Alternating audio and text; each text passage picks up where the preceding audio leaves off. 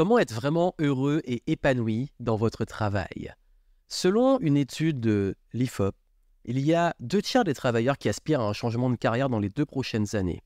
Et un peu moins d'un Français sur deux, donc 44%, qui envisagent carrément d'entamer la version la plus forte du changement de carrière, qui est la reconversion dans les 2 années qui suivent, voire beaucoup plus urgemment. Et il se trouve que, justement, l'aspiration à un changement de travail est un grand sujet de l'époque, notamment dans les besoins liés à l'épanouissement et au bonheur dans le travail.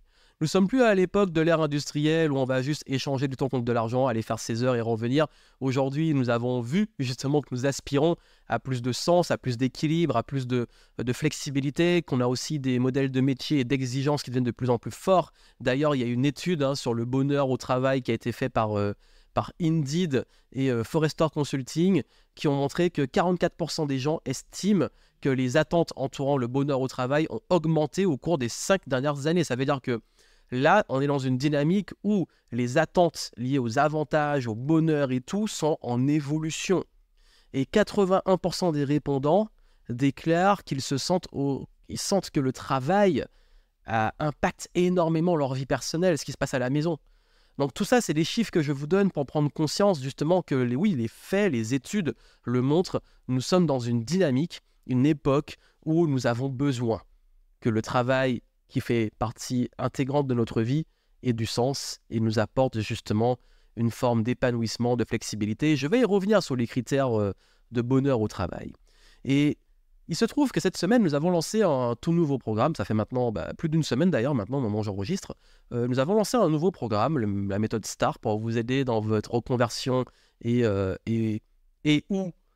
comment vous orienter dans votre carrière, dans votre évolution professionnelle, donc clarifier votre parcours professionnel pour la suite. Et c'est vrai que nous avons reçu pas mal de questions, notamment est-ce que ça va aider à contribuer à justement plus d'épanouissement et tout. Donc oui, bien entendu, nous l'avons créé pour ça, pour vous aider à vous réaligner, vous aider à comprendre aussi vos atouts, vos forces et vous aider à pouvoir aligner un changement de carrière, que ça soit évolution, reconversion, se lancer en indépendant, lancer dans son entreprise ou peu importe, quelle est la bonne façon de pouvoir continuer votre carrière pour rester épanoui et retrouver justement les besoins dont on va parler ici qui vont contribuer à votre bonheur et votre épanouissement au travail. Parce que généralement, selon justement ces mêmes études, qu'est-ce qui fait que nous sommes malheureux au travail ? Le précédent podcast que j'ai enregistré et que j'ai publié, vous allez d'ailleurs peut-être, si vous voulez l'écouter, vous pourrez l'écouter après, c'est le podcast qu'il y avait juste avant celui-ci, qui se nomme « Les 5 signes qu'il est temps de changer de voie et de carrière pour vous ». Dans ce podcast, j'ai expliqué justement, et ça va faire écho, les signes qui montrent que là, oui, il faut changer. Mais ça, ce sont les signes, on va dire, un peu plus globaux, donc pour écouter le podcast. Mais voici ce que disent les études et les raisons qui font qu'on est malheureux au travail et donc qu'il est nécessaire de changer. La première, c'est une rémunération qui n'est pas équitable. Ça veut dire se dire, en fait, je suis dévalorisé. J'en ai parlé dans le précédent podcast, la dévalorisation notamment dans le travail, mais aussi dans les récompenses. Je ne me sens pas rémunéré à mon niveau. Et donc, du coup, oui, on a beau dire l'argent, c'est pas important. Alors, bien entendu, une rémunération plus basse pour des critères dont on va parler après, plus élevés, ça peut passer. Mais soyons honnêtes avec nous-mêmes, soyons honnêtes de façon globale. On veut qu'on fournit du travail, on veut qu'on vend, entre guillemets, nos compétences, être récompensé à la hauteur de ce qu'on apporte. Et c'est normal, c'est humain. Pour le coup, le salaire, l'argent ou l'indépendant qui gagne de l'argent, c'est la métrique, entre guillemets, qu'on a attribuée à la valeur de ce qu'on fournit, qu'on produit. Donc voilà, c'est comme ça, c'est ainsi. Donc rémunération équitable, valorisée, si elle est trop basse, c'est une raison de manque de bonheur au travail.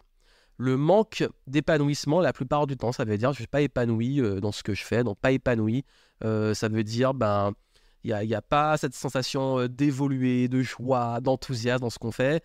Il y a le manque de motivation dans les tâches. Le fait de se retrouver avec des tâches répétitives, pénibles, qui ne challengent pas, qui sont, on a envie de procrastiner, ou alors on va juste faire 16 heures, on est saoulé, on est épuisé parce qu'il y a zéro motivation à le faire. Il y a le fait de ne rien apprendre de nouveau.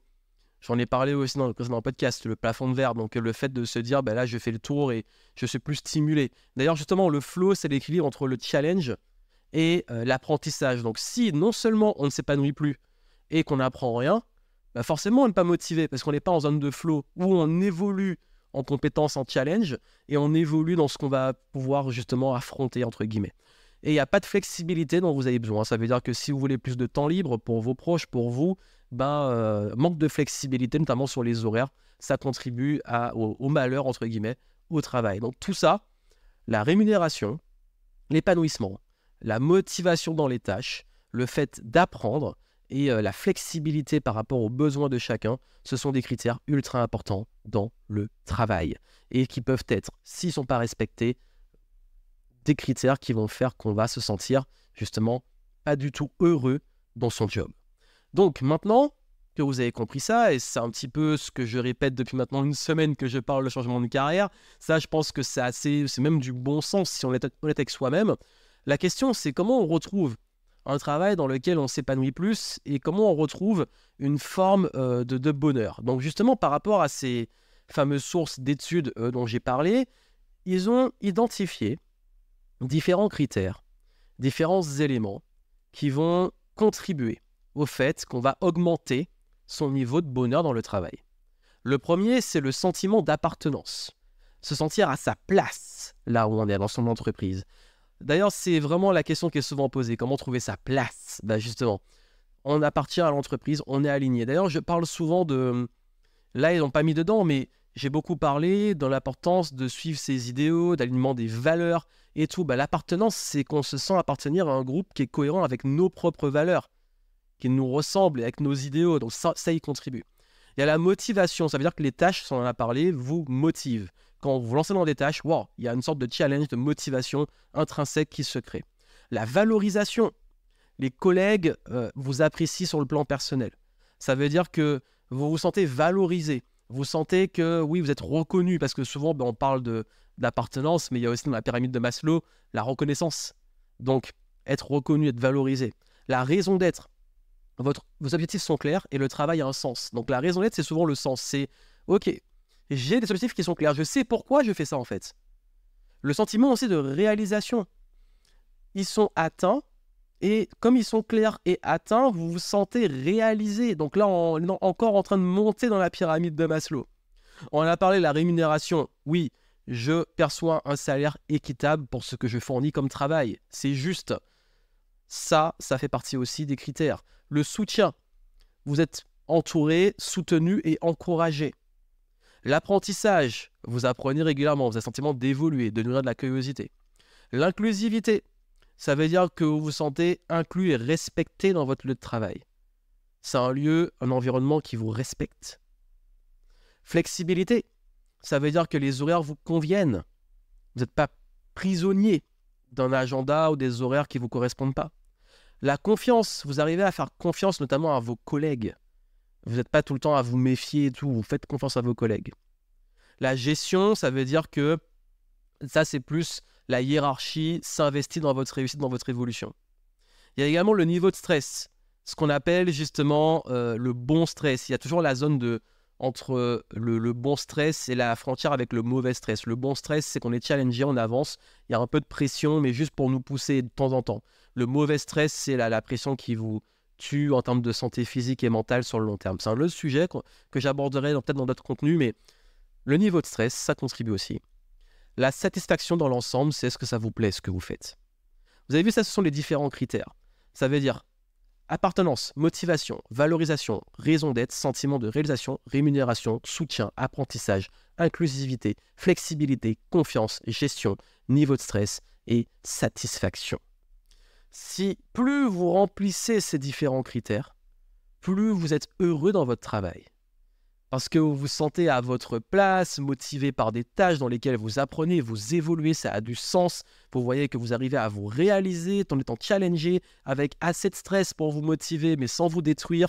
Vous pouvez faire confiance à votre entourage qui vous soutient, en qui vous pouvez vraiment avoir confiance et sur qui vous pouvez compter, qui a un travail qui vous respecte, qui est inclusif, qui vous apporte de la flexibilité et surtout qui vous permet justement d'exprimer vos talents. C'est là que vous allez pouvoir créer cet élément de bonheur au travail. Donc, à vous de méditer dessus. Savoir justement pouvez l'utiliser comme une sorte de critère. Reprendre ces différents critères et vous dire, ok, là, par rapport à ces critères, est-ce que aujourd'hui je me sens, combien je coche, si je mets des notes à chacun, quel est mon score pour savoir un peu où j'en suis. Et à partir de ça, vous dire, ok, comment je peux soit améliorer les choses, mais en tout cas, si je change, prendre ces différents éléments comme critères dans mon évolution professionnelle. Et justement, si vous voulez qu'on vous aide et qu'on vous accompagne dessus, vous avez la méthode STAR qu'on vient de lancer qui vous aide à réussir à prendre votre nouvelle direction et orientation professionnelle. Donc, comment réussir à aligner votre carrière sur vos besoins d'aujourd'hui vers justement plus de bonheur et d'épanouissement au travail. Vous avez le lien dans les notes du podcast, si ça vous intéresse, allez voir. Et puis moi, je vous souhaite énormément de succès et je vous retrouve très bientôt. Et comme je l'ai dit, vu que là, on arrive à la dernière ligne droite du lancement de Star, on a énormément de nouveaux inscrits. Merci à tous ceux qui nous rejoignent. Si vous ne l'avez pas encore fait, ça vous parle, allez-y. Juste pour vous dire que justement, grâce à ça, on va pouvoir encore mieux vous aider dans votre évolution et apporter de plus en plus de nouveaux éléments et de nouveaux contenus pour vous aider à vous aligner, vous organiser et continuer de vous épanouir pour cultiver du bonheur dans ce que vous faites, dans votre travail, dans vos projets et contribuer à votre évolution personnelle et professionnelle. Allez voir ça dans les notes du podcast et moi je vous dis à très bientôt et je vous souhaite énormément de succès.